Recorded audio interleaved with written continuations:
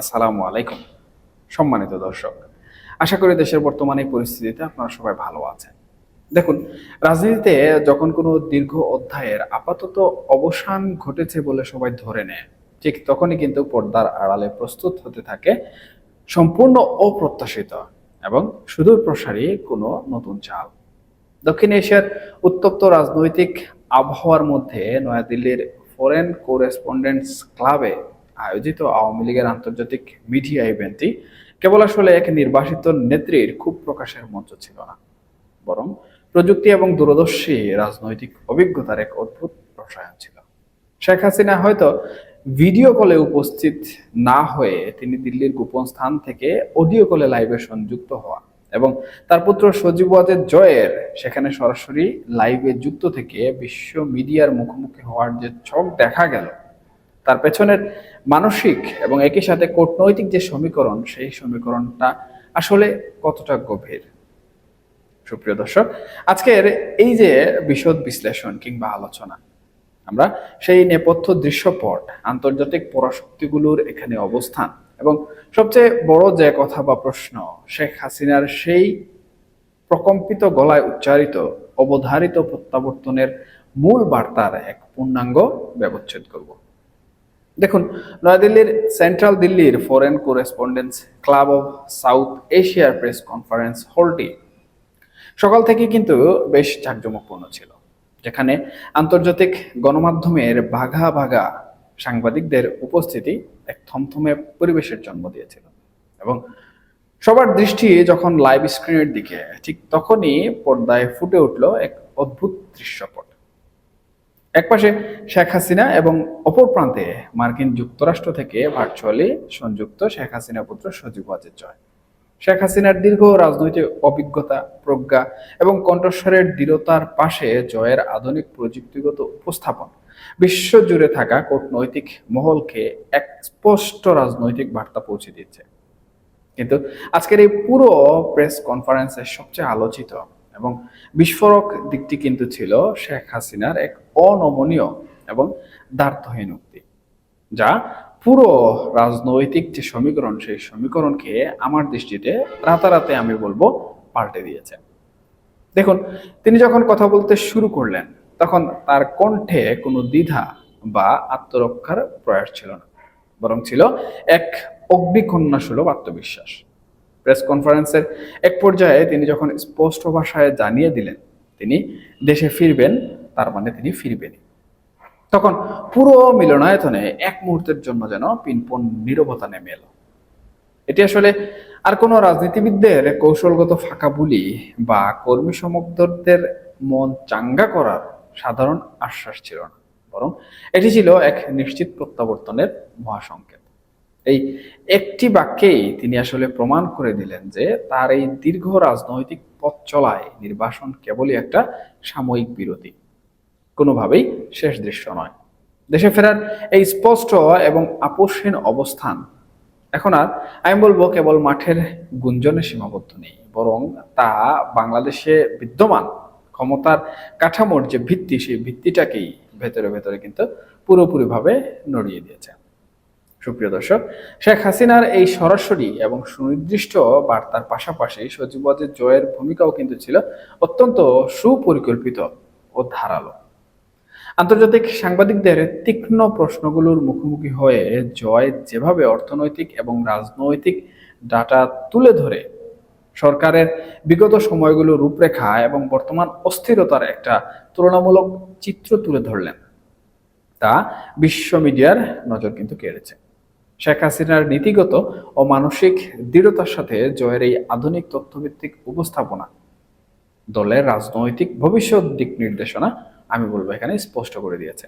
এর মাধ্যমে তারা আন্তর্জাতিক মহলের কাছে এই বার্তাই পাঠালেন যে দলকে আবার তার নিজস্ব কক্ষপথে ফিরিয়ে আনার সর্বাত্মক প্রস্তুতি ইতিমধ্যেই সম্পূর্ণ এবং শেখ হাসিনার দেশে ফেরাটা এখন শুধুমাত্র সঠিক সময়ের একটি কূটনৈতিক হিসাব নিকাশ মাত্র। দেখুন সুপ্রিয় দর্শক, এই ভার্চুয়াল প্রেস কনফারেন্স এবং বিশেষ করে শেখ হাসিনার দেশে ফেরার সেই অটুট ঘোষণার পর সারা বিশ্বে ছড়িয়ে থাকা এবং দেশের ভেতরে তৃণমূল নেতাকর্মীদের মধ্যে যে অভূতপূর্ব উল্লাস আর শিহরণ দেখা গেছে তা এক কথা কিন্তু অভাবনীয়। গত কিছুদিন ধরে যে হতাশা, সংশয় এবং দিক নির্দেশনাহীনতার একটা ধূসর কুয়াশা এই কর্মীদের ঘিরে ছিল, এক মুহূর্তে তা কেটে গিয়ে সেখানে এক বিরাট উদযাপনের আবহ কিন্তু তৈরি হয়েছে বলে মনে হচ্ছে। সামাজিক যোগাযোগ মাধ্যম থেকে শুরু করে রাজপথের গোপন কিংবা প্রকাশ্যে থাকা সমর্থকদের সেল, সব জায়গায় এখন একটাই প্রতিধ্বনি: নেত্রী ফিরছেন, শেখ হাসিনা ফিরছেন। তবে একজন রাজনৈতিক বিশ্লেষকের দৃষ্টিকোণ থেকে দেখলে বোঝা যায়, কর্মীদের এই বাঁধভাঙা উচ্ছ্বাস কিন্তু নিছক কোনো রাজনৈতিক উন্মাদনা নয়, বরং এটি সামনের দিনগুলোতে দলের পুনর্গঠন এবং রাজপথের রাজনীতিতে নতুন করে ঘুরে দাঁড়ানোর প্রধান মনস্তাত্ত্বিক জ্বালানি হিসাবে কিন্তু কাজ করবে। সুপ্রিয় দর্শক, এখানে আরেকটি বিষয় উল্লেখ না করলেই নয়, সেটা হচ্ছে আমরা কিন্তু দেখেছি আমাদের বর্তমান যে সরকার রয়েছে সে সরকার কিন্তু নানা ধরনের বিধিনিষেধ, এমনকি শেখ হাসিনার বক্তব্য প্রচার করা নিয়ে গণমাধ্যমে নানা ধরনের কঠোর বার্তাও কিন্তু দিয়েছে। তারপরেও আমরা দেখলাম যে সকল জায়গা থেকে শেখ হাসিনার এই প্রেস কনফারেন্স বা আওয়ামী লীগের এই প্রেস কনফারেন্স সরাসরি সম্প্রচার করা হলো, বিশেষ করে আন্তর্জাতিক গণমাধ্যম, বিশিষ্ট ব্যক্তিবর্গ এবং আন্তর্জাতিক গণমাধ্যমের পাশাপাশি আওয়ামী লীগের যে সকল অ্যাক্টিভিস্ট পেজগুলো রয়েছে সেই সকল অ্যাক্টিভিস্ট পেজগুলোতে কিন্তু দেশের মানুষ এবং আওয়ামী লীগের যে সকল কর্মী সমর্থক রয়েছেন তারা কিন্তু ব্যাপকভাবে সেই লাইভটি দেখেছেন। তার মানে একটা জিনিস স্পষ্ট, বাংলাদেশ সরকার আসলে যেভাবে চেয়েছিল যে এই লাইভটি বা এই সংবাদ সম্মেলনটি জনগণের কাছে না পৌঁছাক, সেখানে হয়তোবা এমন কোনো জিনিস থাকতে পারে যেটা থেকে জনগণ তাদের উপর থেকে আস্থা সরিয়ে ফেলতে পারে। কিন্তু আমরা যখন দেখলাম যে আন্তর্জাতিক গণমাধ্যমও এই সংবাদ সম্মেলনটি সরাসরি প্রচার করছে এবং সাধারণ জনগণ অনেক বেশি উৎসাহের সহিত সেই সম্প্রচারগুলো দেখছে, তখন আসলে এখানে বোঝার বাকি থাকে না যে 5ই আগস্ট পরবর্তীতে আওয়ামী লীগের যে পতন আমরা দেখেছিলাম, আওয়ামী লীগের যে পিনপন নীরবতা আমরা দেখেছিলাম এবং বর্তমান সময়ে যেভাবে বলা হচ্ছে আওয়ামী লীগ নিঃশেষ হয়ে গেছে, আওয়ামী লীগকে রাজনীতি করতে দেয়া হবে না, যেটা সম্প্রতি আজকেই আমাদের স্বরাষ্ট্রমন্ত্রী মহোদয় বলেছেন গণমাধ্যমের বরাত দিয়ে আমরা জানতে পেরেছি। আমার কিন্তু মনে হচ্ছে এই সময়ে সেই যে 5ই আগস্টের একটা সিস্টেম ছিল সেই সিস্টেমটা কিন্তু এখন আর নেই। তাহলে এখন কি হয়ে গেছে? এখন আমরা দেখতে পাচ্ছি তৃণমূল পর্যায়ের কর্মী, আওয়ামী লীগের কেন্দ্রীয় পর্যায়ের নেতৃবৃন্দ সবাই কিন্তু বর্তমান সময়ে তাদের যে রাজনৈতিক অধিকার সেটা ফিরে পাওয়ার জন্য কিন্তু মুখিয়ে আছেন। এর পাশাপাশি দেশের যে সাধারণ জনগণ বিভিন্নভাবে অসুবিধার মধ্যে আছেন, বিভিন্ন ধরনের অস্বস্তির মধ্যে আছেন, তারাও কিন্তু এই অনিশ্চিত যে বাংলাদেশ, সেই বাংলাদেশ থেকে মুক্তি পেতে চান। যার কারণে আমরা দেখেছি জনগণের মধ্যেও কিন্তু বাঁধভাঙা উচ্ছ্বাস কাজ করছিল। তবে প্রশ্ন হচ্ছে কি জন্য বাঁধভাঙা উচ্ছ্বাস কাজ করছিল এই সংবাদ সম্মেলনকে ঘিরে? সেটার একমাত্র কারণ হচ্ছে আমরা গুঞ্জন শুনেছিলাম যে এই সংবাদ সম্মেলনে শেখ হাসিনা সময় এবং তারিখ জানিয়ে দেবেন অথবা দিন তারিখ জানিয়ে দেবেন দেশে ফেরা, এবং শেখ হাসিনাকে দেশে ফিরতে চাওয়া মানুষদের যে উচ্ছ্বাস এবং স্পষ্টভাবে জানার যে ইচ্ছা, সেজন্যই কিন্তু তারা এই সংবাদ সম্মেলনে বিভিন্নভাবে যুক্ত হয়েছেন এবং শেখ হাসিনার বক্তব্য শুনেছেন। এখান থেকে আরেকটি বিষয় স্পষ্টভাবে প্রমাণিত হয় যে আওয়ামী লীগের যে সমর্থক রয়েছেন, আওয়ামী লীগের প্রতি মানুষের যে ভালোবাসা, সেটা 5ই আগস্টের পরবর্তী সময়ে যেভাবে একদম পিনপন নীরব হয়ে গেছিল সেটা কিন্তু এখন আর নীরব নেই, সেটা সরব হয়ে গেছে। এবং শেখ হাসিনা যদি উনার কথা মতো দেশে ফিরেন, সেটা যে কোনো সময় হোক, কারণ শেখ হাসিনা কিন্তু বলেছেন যে তিনি যখন ফিরবেন তখন তিনি স্পষ্টভাবে সবাইকে জানিয়ে দেবেন। তার মানে এটা দাঁড়াচ্ছে যে ডেডলাইন দেওয়া হয়েছে সেই ডেডলাইনের মধ্যে, অর্থাৎ ডিসেম্বরের মধ্যে শেখ হাসিনা দেশে ফিরবেন। এই সময়ে তিনি যখনই ফিরবেন এর আগে তিনি আনুষ্ঠানিক হোক কিংবা অনানুষ্ঠানিক হোক ঘোষণা করে কিন্তু দেশে ফিরবেন। এবং সেই সময় জনগণ স্বতঃস্ফূর্তভাবে কিন্তু যারা বর্তমান সময়ে শেখ হাসিনাকে শুনেছেন এবং দেশের বর্তমান এই পরিস্থিতিতে যারা নাখোশ, তারা কিন্তু শেখ হাসিনার পক্ষে অবস্থান নেবেন। এবং এটা কিন্তু বর্তমান সরকারের জন্য কিংবা এই যে বর্তমান বিরোধী দলের রাজনীতি যারা করছেন, জামাতে ইসলাম অথবা এনসিপি কিংবা যারা শেখ হাসিনার পতন ঘটিয়েছিলেন, বিরোধী দল ছিলেন, তাদের জন্য কিন্তু একটা ভয়াবহ অশনি সংকেত নিয়ে আসতে পারে। সুপ্রিয় দর্শক, তবে যেটা গুরুত্বপূর্ণ সেটা হচ্ছে আন্তর্জাতিক গণমাধ্যমগুলোর ভূমিকা। তাদের ভূমিকার দিকে চোখ রাখলে একটি দারুণ ভূ রাজনৈতিক নাটকের দেখা পাওয়া যায়।